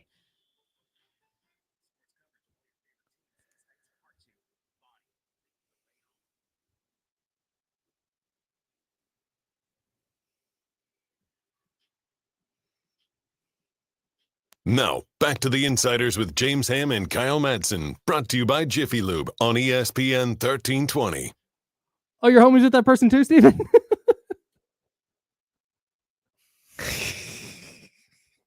Coming out with us at the breaks. YouTube.com/ESPN1320. Twitch.tv/ESPN1320. You gone? Oh my goodness. We're trying to take calls. Jay, we were European coming Talk to Line, you right now. Where are you? 916-909-1320, 916-909-1320. I saw that coming. That's why I had, yeah. James is there. Joe's over there. I'm Kyle. Jiffy Lube sponsors this program. Salute to Jiffy Lube. Shout out, man. Shout out Jiffy Lube. If you would like to win, if you've noticed, James and I are wearing sort of matching hoodies today. Same hoodie, different color. These are courtesy, as you can tell, of our friends at Jiffy Lube. It's a great company. You can win this hoodie along with a $50 Jiffy Lube gift certificate. And all you have to do to enter to win is go to ESPN1320.com. Mm-hmm. I'm going to help you navigate the page. We're not even going to go, just go there and figure it out. ESPN1320.com. On the front page, you'll see the Jiffy Lube contest page. You click on that, and you're going to enter a keyword. And today's keyword to enter to win a $50 Jiffy Lube gift certificate and this exclusive Insider's hoodie, courtesy of Jiffy Lube, is stagnant. Stagnant. The offense was stagnant. Stagnant. Stagnant. That's if I spelt it right while putting in the code word for you guys to type in. So hopefully You put it in there right. All right. yeah. Yeah, man. However Joe spelled stagnant, that's the keyword. Yeah, it's Stagnant. a At mystery. ESPN1320.com. $50 Jiffy Lube gift certificate and this exclusive Insider's hoodie that you can only get from this giveaway, courtesy of our friends at Jiffy Lube.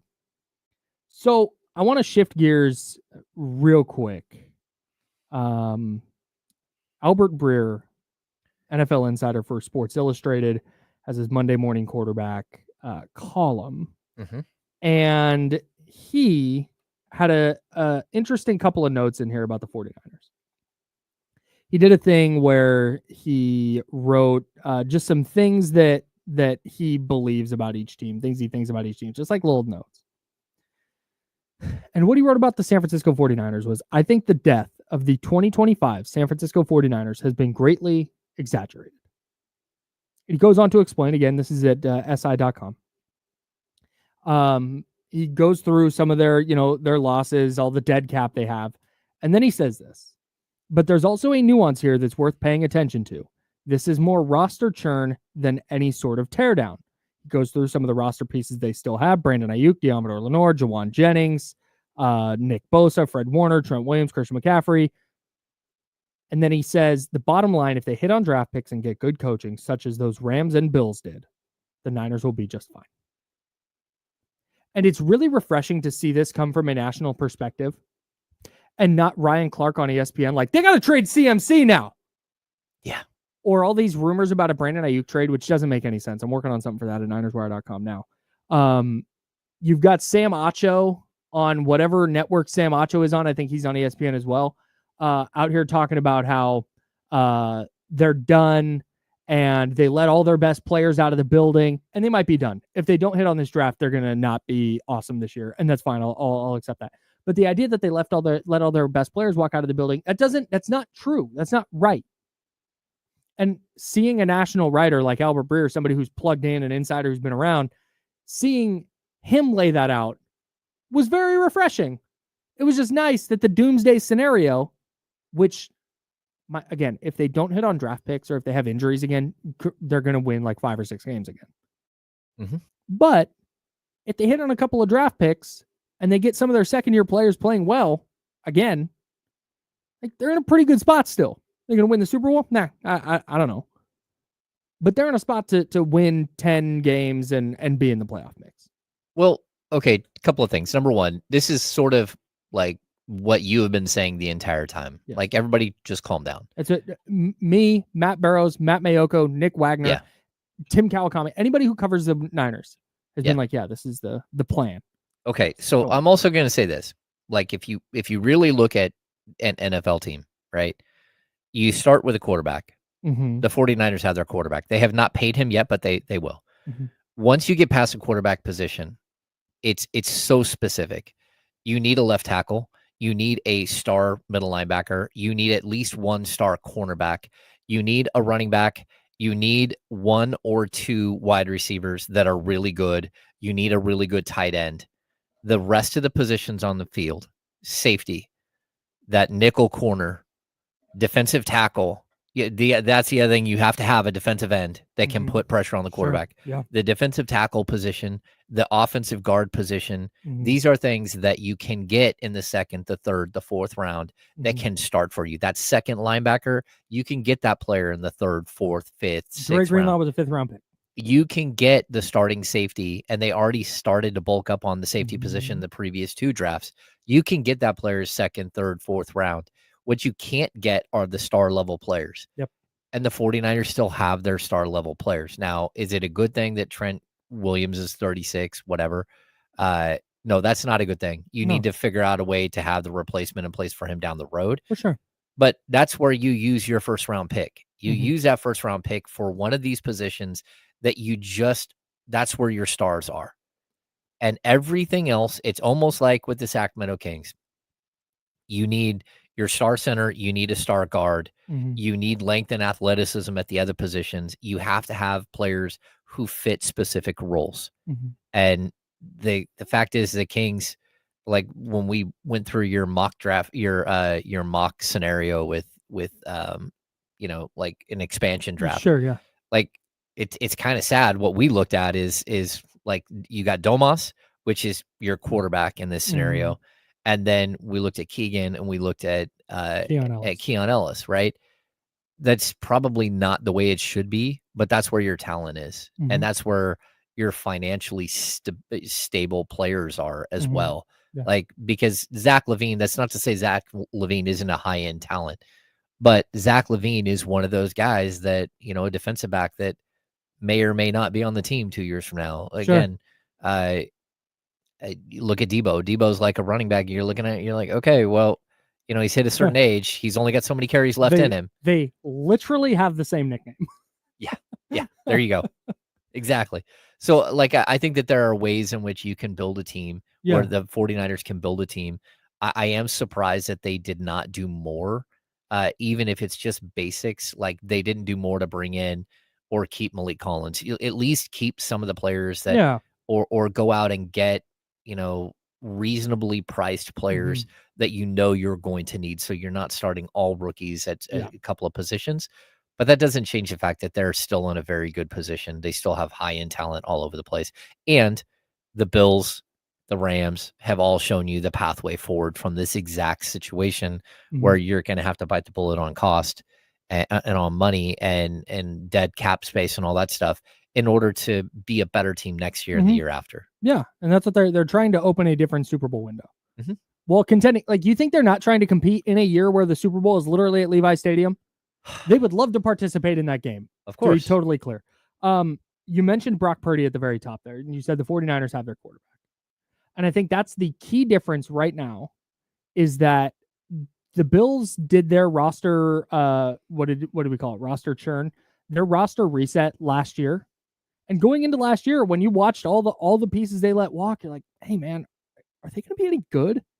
And then they were, because they hit on some draft picks. You get some good coaching, and then Josh Allen was individually sensational. The Rams, same deal. They did their roster reset. They're still super competitive, A, because they've hit on a bunch of draft picks, but B, Matt Stafford is a really, really good player. And I think if your question is about Brock Purdy, if you're going, hey, Brock Purdy's certainly not Josh Allen, I don't even think he's Matthew Stafford, then you have a bigger problem anyways. There was no free agent who was going to solve that problem for you. If you're in the camp that, you know what, hey, Brock Purdy's not that guy. He's not a franchise quarterback. I don't think he'll ever be in the Josh Allen tier, by the way. I think that's reserved for very, very few players. But if you're going, he's not even second tier, he is a third tier guy, he needs a lot of help around him, then you were going to be screwed anyway, regardless of whether Dre Greenlaw was playing for the 49ers or not.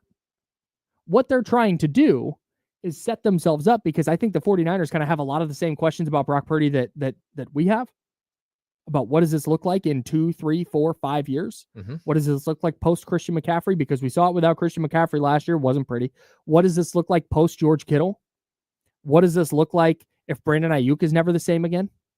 What does this look like if Jawan Jennings walks next offseason? Like, at some point, you need your quarterback to be that rising tide that lifts all boats. And if he's not, then you need to make sure that you have the financial flexibility to fill in the gaps around him. And when you draft a really good player like Nick Bosa or Fred Warner, or you bring in a player like Trent Williams, to be able to pay that player to keep him around. And I don't think there's anybody that they let go that was like, I don't know how you replace that guy. Like Deebo Samuel for sure, but not this version of him. No, and the exact same with the linebacker. Dre Greenlaw. Dre Greenlaw. Like I love watching Dre Greenlaw outstanding. play. But he did not look like the same player, and he might not ever look like the same player. Correct. It's really tough. Like, again, Charvarius Ward, we all understand why Charvarius Ward didn't want to be here anymore. And they had already started to prepare for his departure anyways. Yeah, and he wasn't coming back. No, just Hufanga was just not good. He barely played, and he was not good the last 2 years. So, like, you have all of these players that have left, and, you know, do you hope that they would have had a little bit more depth coming out of free agency? Yeah, for sure. Like, even right now, if I'm the 49ers, I would be looking at trades as well. And that's something that can still happen, right? Can you trade somebody a 6th-round pick for a starting left guard or something? Maybe. Yeah, potentially. I want to pause on the left guard thing real quick. I think they have their left guard in the building already. Okay. I think they like Spencer Burford or Ben Barch, and that's just going to be their thing. I don't want to dive too deep into but I think they might have that. But to your point, that's a route that they've gone before, where they're like, yeah, hey, here's a future 7th-round pick. We'll take Malik Collins, a defensive tackle. That's literally how they got Malik Collins. Charles Omenihu, who was good for them, 6th-round pick. Here you go. We'll take that guy, and he's gonna play for us. But I also think they and a lot of teams are now waiting to sign other free agents, so they don't factor into the comp pick formula. The Niners are maxed out at comp picks they can get for next year. They got 4. Okay. So I think they're waiting until after the draft when you can sign guys, and that's not going to count towards next year's comp pick formula. Got it. Are there players out there that maybe even know that and are sitting there at home saying, yeah, I'm good. I don't need to be part of the discussion right now. Yeah. And then after a certain deadline, the 49ers already have something worked out and we'll sign them? Yeah. Yeah. And like, okay, hey, the draft didn't fall. If you're John Lynch and Kyle Shanahan, you're going, man, the draft really didn't fall our way at defensive tackle. We got a guy we like, but we don't feel great about him. Okay, now we know we need to go give a little money to a defensive tackle or cornerback or safety or whatever the position is. You forced me to like go down a rabbit hole about the 2004 expansion draft. Like in the NBA? Yeah. How's that going for you?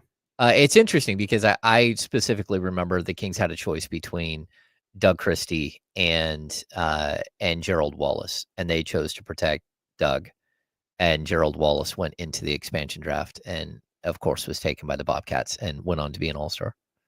The Charlotte Bobcats feel like a fever dream to me. So long ago. What a weird thing. Yeah. And now the Hornets went to New Orleans, but now they're the Charlotte Hornets. Weird time in NBA history. Really weird time in NBA history. I think we're going to go through some of this with baseball too, like whether it's the A's, but also what's happening with Tampa Bay. Like, I don't think they're ever going back to Tampa Bay. Like, I mean, we've seen their stadium. Their stadium's absolutely demolished, and they already said we're not building a new one. So I think Tampa Bay is going to end up in Nashville. But that seems like the next Nashville and Portland and Salt Lake are the spots that have been vying for Major League Baseball for a while now. I agree with you. I think Nashville is probably like number one. Everyone wants to get a team in Nashville, right? Yep. And I know that there's a group that's been trying to move the Devil Rays to Nashville already, and now with them like basically homeless, that could be a possibility. But I think that Sacramento, with this 3 years with the A's and with the Oakland A's no longer in existence and removing a team from Northern California, they jump way high to the top of the list. Yeah, I'd be interested to know because it was really clear the way Major League Baseball facilitated the A's exit from Oakland and played a key role in it. It was really clear they wanted out of Oakland. Oh, of Major course. League Baseball did not want to be in that market anymore. And they were going to do whatever it took to ensure that the A's had everything they needed to get out. I would be interested to know if Major League Baseball is like, the Giants are super popular. We're good with that. We would like to get up into Portland. We already know Nashville, or we'd like to get into Salt Lake. Or if they go, hey, there is a full untapped Northern California market here, where the A's were there for 3 years. They went to the playoffs a couple times. They sold out every game. Wow, what a crowd. And they go, all right, here's this team so we can collect all of these people that were either disenfranchised by the A's move or are kind of in this area with no home team. Yeah. You go, yeah, I root for the Giants, but I don't get to many games. Like, you have a 30,000 seat ballpark here. I think you'd fill it. And we're going to learn that over the next couple of years. I'd be interested to know if that's Major League Baseball's angle. If they say, man, having two teams in Northern California, separate markets, but both in Northern California is super valuable for us, or if they'd value more going to somewhere like Portland or Salt Lake. Well, I have no idea what their line of thinking is. Yeah, and Sacramento is a sprawling city and a huge baseball town. And this is one thing I would point out too. If you want to go to games, I know that there's so much talk about how expensive the A's tickets are. A's tickets right now, they're number one in Major League Baseball at like $182 per seat, right? They're saying they're higher. Their ticket prices are higher than the Dodgers, right? You can go to secondary markets right now and you can buy like if you want to take your family to a game, you can get tickets for $40-$45. You can. Like, it's not just every seat is $182. Right. That's just the average. Price. Yeah. So keep that in mind when you're thinking about whether you're going to go to a game or not. And like, look, I think Sacramentans are going to support the A's like crazy. I think it's going to be a fun atmosphere. I think it's going to be pretty wild. The thing I'm fascinated to see, and opening day is Thursday. Yeah, it's wild. The A's are in Seattle on Thursday to play real Major League Baseball games. Yeah. We got 7 days until opening night against the Cubs. Yeah. In Sacramento. Yeah. I can't wait to see if it is a support for baseball in general. Like, are Giants fans gonna go to A's games just to watch Major League Baseball? Yes. And the environment's going to be weird? Or are you going to be like, I'm diehard A's fan. I am rooting I am screaming with my whole chest with 2 strikes and 2 outs in a 1-run game in the bottom of the 9th? Or is it like, yeah, hey, I'm observing. I'm here hanging out. Depends on the space dusts, man.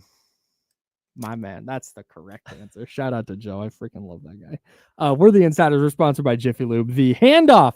One of D-Laura Casey, they're going to be joining us next right here on ESPN 1320, Sacramento Sports Leader.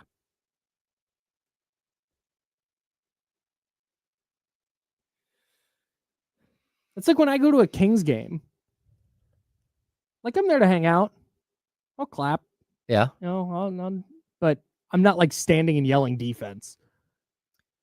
Okay, so the patch thing, did they remove the Sacramento patch in to put the Vegas patch, or are they I using think it's the other side. they have both? They sold the ad space to the Las Vegas tourism commission or whatever. Okay. And then I think the Sacramento one's going on the other side. So there will be both patches. I think so. Okay. I would be Yeah. floored Yeah. if they took the Sacramento off. This is not factual. Just so you know. Like there are tons of A's fans in Sacramento.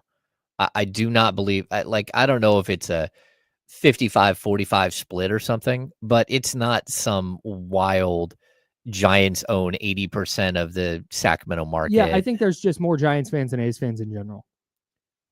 I just think that there are a lot of people in Sacramento who don't want to drive down to a, what Yeah, I would ended up agree with being you. like a dilapidated But here's park. but this is my question. I hope Kenny comes in because I would love to ask him this. Where did Scooter's message go? Scooter says yes, I'd go, and I'm a Giants fan. But that's not my question. I know people are going to go. Yeah. But imagine again, keep in mind, when I go to Kings games as a fan, I sit there and hang out. I enjoy the atmosphere, I enjoy the vibe, but I'm not pretending like it's like I'm like, yeah, like I'm not going crazy like Kings fans are, right? Mm-hmm. Now, imagine if the arena every night was 60% me's. Just filled with filled with basketball people- fans yeah, who are or like- baseball fans, but Right. not A's fans. Right. Not like standing up and chanting "Light the Beam." I see what you're saying. I also feel like that problem would be even bigger in Las Vegas. Yes, correct. Well, the problem in Vegas is that Um, outside of the people who roll into town and drop a bunch of money, it's a relatively poor community. yeah. Sure. There aren't a bunch of like locals buying season tickets to watch baseball there. They're just not going to have the season ticket base that a place like Sacramento would have. Well, personally, Right, I'm gonna this be rooting. I mean, I just love baseball so much that I'm gonna be getting up and getting excited. Like I'm just stoked. Also, question real quick: do you think they're gonna have fireworks on Saturdays still? The River Cats? The A's. Maybe. Okay. See, and this is the thing. Like, I'll root for the A's because they're our team, but I'm still a Giants fan, number one. Right. So you'll pull for the A's, but you're not going to be a diehard A's fan. And I could be. I don't know. I don't have a crystal ball. I can't see. But that is a huge question I have about the atmosphere at Sutter Health Park. I think my biggest fear is that corporations have bought up a lot of the tickets Mhm. and that ticket brokers, is he back? Is he back? Tell him to call back tomorrow. We'll get him. Ticket brokers are going to buy up a ton of seats and Yeah. sell Thank God. to visiting teams and stuff like that, to fans from visiting teams, which is fine. Kenny, I'm glad you're here. I'm looping you into a discussion we're having at the break, but we're gonna save it for the air. Yeah.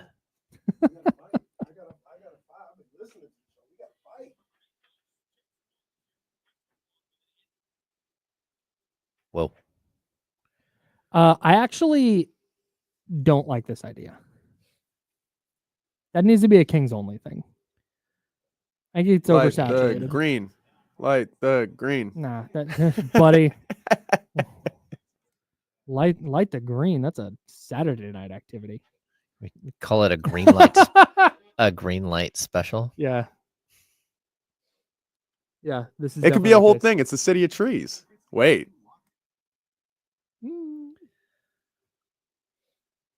Hey.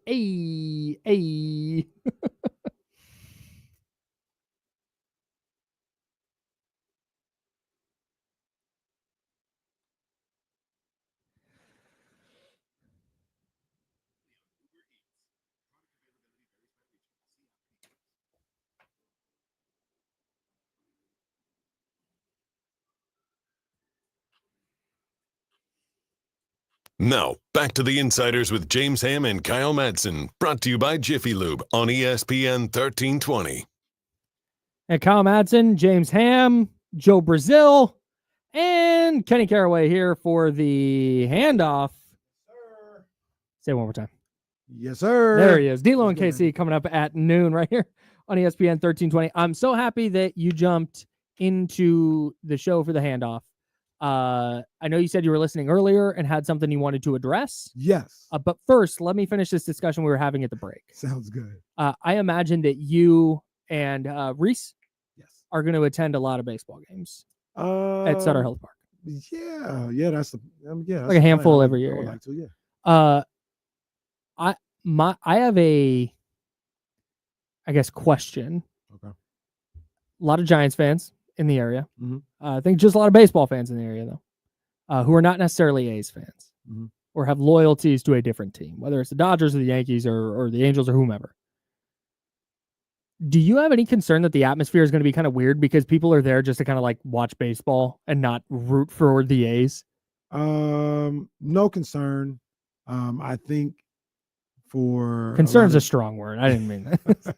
Are you worried about for this? games like for games like the first home game in that series? Mhm. It's going to be a lot of 50-50, maybe 70-30, the visiting team. Like Mhm. it's going to be a lot of that for those powerhouse teams. Mhm. The Cubs, the Yankees, Giants, when they come to town. It's going to be a lot of that. But when the Angels come to town, I think it's going to be a lot of A's. The people who go out there that aren't team fans of the opposing team, Mhm. they're going to want to see the A's win, regardless if they're A's fans or not, so to speak. Mhm. They very rarely do people just go to, at least out here, go to games and just kind of sit there like they like a rooting interest. So it's like, Sure. I'm a root But for that's- this team. They're here right now, and I don't have any allegiance to the visiting team, so go A's. But the example I keep bringing up is when I go to Kings games. Mhm. Like I want the Kings to win, but I'm not like chanting defense Mhm. in the fourth Right, quarter. You know, Right. I could be discussing a thing that is never going to be discussed again. Right. Yeah. It may just be a crazy atmosphere and everybody's like, "Oh my god, what a!" There's gonna be But if it's a bunch of Giants fans, there's gonna be a bunch of Giants fans there. I know. A gang of them. I know. Which I mean, So it's I gonna think- it's gonna look crazy, but it's no different than Oakland. I mean, anytime those teams came to Oakland, I'm not talking about the Yankees. I'm just talking about on a Wednesday afternoon. Against Is the it- Mariners, Right, are there I'm going to be sure a bunch people of wanna Giants see- fans? That people want Yeah. to see the A's win, uh, but is it going to be from a standpoint of, like, is it going to be this raucous, rowdy crowd, or is it going to be like, yeah, I hope they win, but you know what? Giants won today, so everything's all good. Dodgers lost, everything's all good. well, one, I think it'll be, like I said, the people who will go to those games, like you'll be the exception. You at the Kings game will be the exception. Okay. I think the majority of the people like, I'm here, the A's are in town, they're in Sacramento, I want to see them win. Sure. So I'm going to they'll be an A's fan for a few years. Right. They'll Okay. root for them. Number two, both of you guys, I think, understand this. While it's not on the level of the Giants, there is an A's fan base here. Oh, yeah, no doubt, no doubt. There are a good number of people who aren't upset that they're leaving Oakland, or they're upset that they're leaving Oakland, but They're ready to embrace happy Sacramento. that they're here Sure. in Sacramento, Sure. and they're going to go to these games and have a good time with them. Sure. What did you want to talk about? Well, it's one of those things that tends to happen around these parts. Jerry Jones. Well, Kings lose, and DeMar's the problem. Now I'm having fun with the it. problem. I'm having fun with it. But the thing that I would like to understand is like the issue with DeMar, with you guys, with TC, with a number of different other people is when the game gets late, we go into ISO ball and they get away from the offense. Mm-hmm. And I'm just, help me out. When has that not been the case in the NBA? I think it's the frequency that it happens, and not knowing. Let me back up. The bigger problem is what we talked about with like Jason Tatum. Mhm. Jason Tatum coming to the building tonight is the guy in crunch time. Mhm. They're going to have the ball in his hands. But Jason Tatum is looking to just make the right basketball play. Jason Tatum is shooting the ball. They're all shooting the ball all the time. And the one, James, go back to the Beam Team 1 year. Mhm. How many times did they run the flex offense late in the game? Okay, but that's it. Okay, no, go ahead. Sorry. Well, they do that in the final minute When? and a half, When? with Fox. Fox shoots the ball. He goes one-on-one and shoots the ball. Fourth quarter Fox, clutch player of the year. No, The game against Chicago. I fully get that, but just ISO ball, not nearly as much as what we're seeing right now. It happens a Absolutely. lot. Riddle me this. The greatest game we ever seen, 176, 175. Tell me how many times Sabonis shot in the fourth quarter. What shots you remember from Keegan in that game? I don't remember. I don't remember anything about that game because I was covering it. And it's very difficult in a we game. remember That's It's Fox less about- about, but it's less about for me. It's less about what's happening in the final couple minutes, Mhm. and more that happens randomly with 10 minutes left in the fourth quarter. I mean, And that's there will fair be too. 3-4 possessions in a row where it's like, dude, this is not working. The bigger problem for me is that I don't know that. I think this is just kind of what you get when DeMar DeRozan's your number one guy. Now, okay. And the fact that DeMar is your number one guy is a problem. That's why I said the roster is a bigger problem than just DeMar DeRozan. Now, I will say this. If you don't think DeMar DeRozan is the guy, that's a separate conversation. But the conversation of we always go to ISO ball, that is the NBA, forever the NBA. You know, the one time that I can remember they passed it off to a Keegan Murray type was game 4 of that first round series. The guy did not shoot the ball.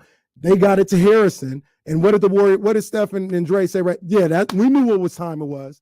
They doubled him, got him out the ball, made the role player shoot, Sure. clank. Sure. This is my whole gripe isn't necessarily if you don't think DeMar is good enough for that, that's fine. That's a reasonable thing. Mhm. The fact that he does it is what happens in this league. I think here's my again, this is a roster problem more than a DeMar problem. If that's going to be it, if you're okay, down the stretch, DeMar DeRozan's going to be the guy, that's fine. But then why do you have Zach LaVine on the court? Why is Malik Monk on the court? Get Keon Ellis out there. Get Jake LaRavia or somebody you think is going to at least help you on the other end. If all you're going to do in the final 4 minutes is DeMar DeRozan's going to dribble, he's going to get to his spot and he's going to do the thing, cool. But then I need to make sure I'm maximizing the roster around him on the other end of the court. That's fine. But that's the gripe to me. Then what's Zach LaVine doing here? Once again, the issue is the player and not how the game is ran. Okay. Right? That because when it's oh man, we always go into this ISO ball with him. That's what did Cleveland do the other day with Donovan Mitchell? No doubt. That is the game. That is the NBA game of basketball. Sure. I get that, but the final 5 minutes of the game happens in the first quarter, the second quarter, the third quarter, and the fourth quarter with DeMar on the court. That's not true. Yes, it is and true. That's not fair. That's not true. It happens multiple times in the game where he gets the ball with 15 seconds on the clock and never moves the ball ever again. Multiple times. If I've got let me DeMar, I don't want to say. Go ahead. No, I'm just saying. So that don't happen with no other number one player. Well, and that's all I'm saying. I around don't the think league, you guys are being fair to him. You guys are holding him to a standard that other top players in this league, we don't trip up. Tatum don't do that Boston in the second wins. quarter. Tatum just always passing. They shoot 49 threes a game. They're their fourth guy is averaging 8 threes a game. I'm just saying, player X, they don't go one-on-one all throughout the game. There are moments when they go one-on-one, but I'll just tell you that when Doug Christie breaks up the shot clock into 8-second increments, and he says the first 8 seconds we're supposed to do this, the second 8 seconds we're supposed to get in to the flow of our offense, and the last 8 seconds it can be ISO ball, and that 8 seconds bleeds into 16 or 18 seconds of one player. That's where it stands out. That's not what you're describing. I'm watching it, and it's 6-7 times a game. Okay, 6-7 times. Yeah. So all these shooters, all these stars in the league, SGA just gets it off the flex off the Princeton's offense. I'm not talking about anybody else. I'm talking about man. this specific team. I'm talking about this specific team and this specific season with this player. That it, like what do you think? We have about a minute. Mhm. What do you think? Thanks, Joe. What do you think the Kings' biggest problem is? The Kings' biggest problem. Like, why are they 35 and 35? My first thought would be defense.